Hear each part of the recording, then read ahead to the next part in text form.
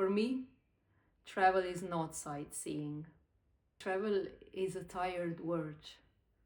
It consists mostly of airport instructions, packing lists, sightseeing lists, and people usually connect travel to sightseeing.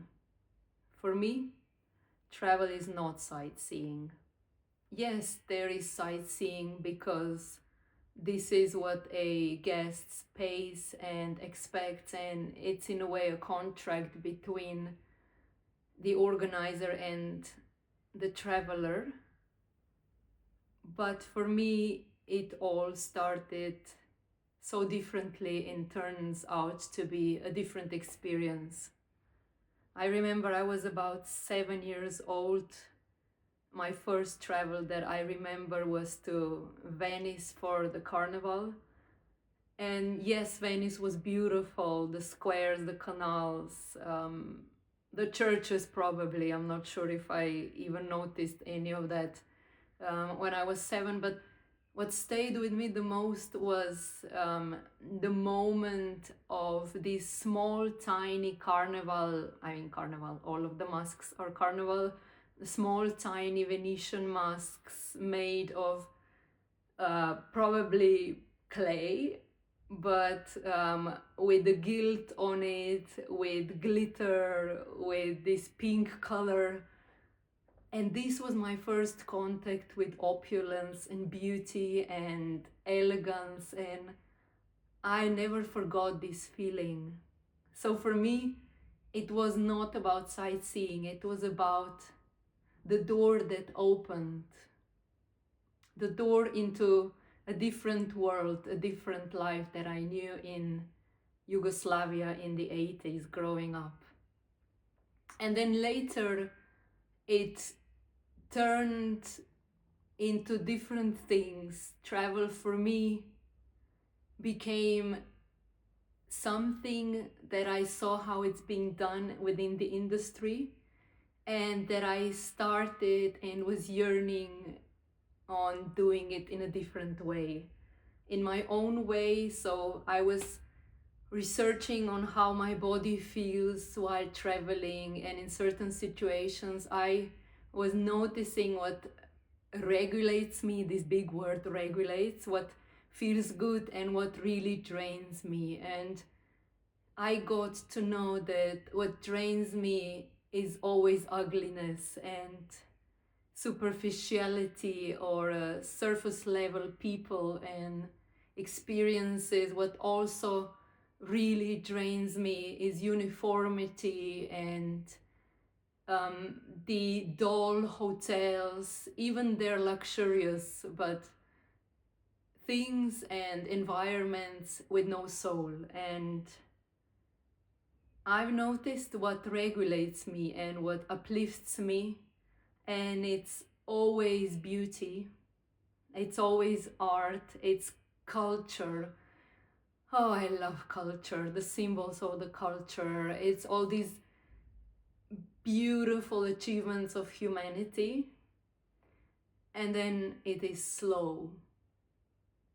I can't tell you how much stress I'm going through when things are rushed or super fast, how things are falling out of my hands, how I just function, but I'm not really there when things are happening too or super fast. But then when it's slow, I become elegant. I feel I am even walking in a different way with more elegance, butter smooth, and butter smooth. I feel, I hear the birds. I even start sensing the temperature of the place when I have the time and the slowness. What I also have been thinking about regarding travel is this difference between experiencing and consuming, because it seems that nowadays tourism is obsessed with consuming and consummation, and for me experiencing of the culture and of travel can only be done through gentleness and through walking really slowly and carefully.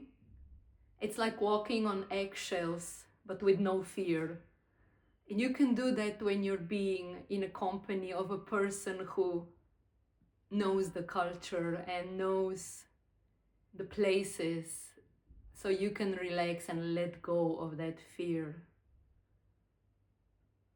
I remember a few years ago, we were traveling from Trinidad to Santa Clara in Cuba.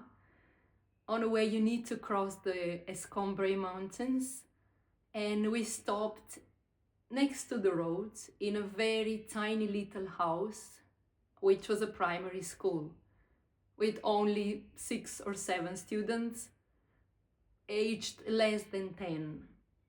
And I asked the group not to bring in cameras, because I really wanted us to come with a heart, not with lenses. And we spent some time there talking to these children. It was beautiful. We were asking them questions. And then I remembered that it would be so beautiful if we connected also in a different level. So we asked these children to sing for us and to sing the national anthem. And they proudly stood up behind their desks. They were a bit embarrassed, but they were inspired. And we heard the Cuban national anthem through their tiny little voices. And it only felt correct to return the favor.